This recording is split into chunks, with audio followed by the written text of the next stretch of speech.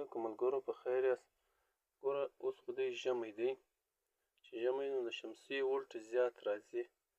نو چې د شمسي ولټ زیات راځي نو انویټ چې دی هغه پر 800 چې پر 800 ولاړي هغه ولټ نسي کنټرولولی، یا پر 410 ولاړي هغه ولټ نسي کنټرولولی. نو دوی دغه پارټ ورکوي. دغه پارټ چې موږ سموو، برابروو یې څنګه سموو؟ یار به موږ د دې شفټ بټن ووهو چې څو ولټ ګز را روان دی.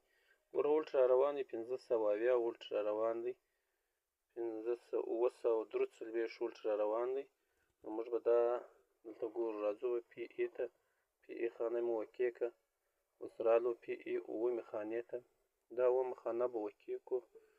دلته اوس دی ولاړ دی پر 600 ولټ. نو پر 600 ولټ ولاړ دی، موږ به دی قرار دغه کړو پر 800 ولټ به ودرو. پر 800 ولټ چې مو ودرول دا به وکې کړو. چې وکې مو کړه دی خپله او یې 3 پارټ اوس ورکوي. اوس 942 ولټ دا دی رالی او یې 3 پارټ یې ورک کړي. نو دا د او یې 3 پارټ د حل لاره وه.